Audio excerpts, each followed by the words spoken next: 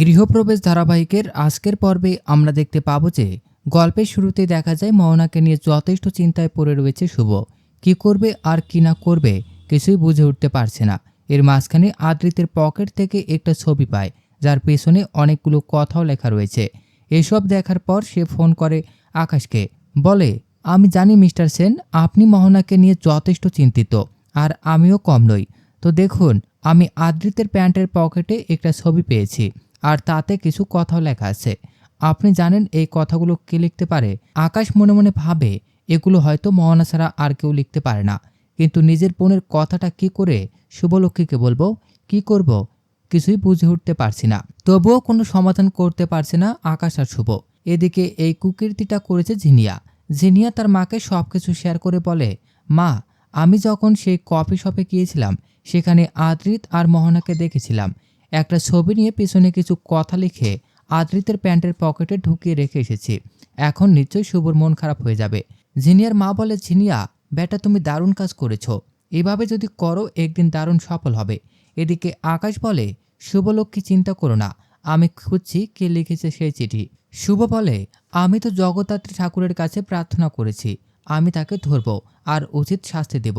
ফোনটা কেটে দেওয়ার পর আকাশ বুঝতে পারে যে শুভ মোহনাকে সন্দেহ করছে, কিন্তু সরাসরি কিছু বলতে পারছে না, আর শুভর সঙ্গেও কথা বলতে পারছে না।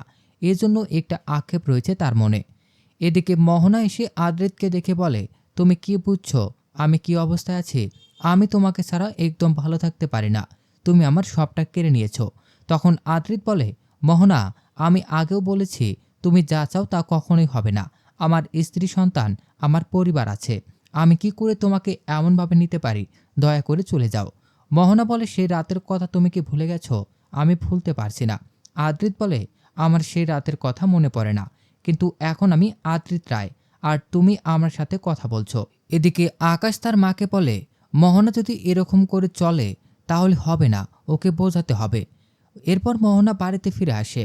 মোহনার মা তাকে একটা ছবি দেখায় আর বলে, এই ছেলেটাকেই তোকে বিয়ে করতে হবে। তখন মোহনা বলে, আমি শুধু আয়নকে ভালোবাসি, ওর সাথেই থাকতে চাই। তখন মোহনার মা তাকে বারবার বোঝানোর চেষ্টা করে, এটা সম্ভব না, কারণ আদ্রিত বিবাহিত, ওর সন্তান আছে। মোহনা দেওয়ালে মাথা ঠুকে দেয় আর বলে, আমি শুধু আয়নকেই ভালোবাসি। আকাশ মোহনাকে সামলানোর চেষ্টা করে। আকাশের মনে আগুন জ্বলছে, কিভাবে সামলাবো বুঝতে পারছি না।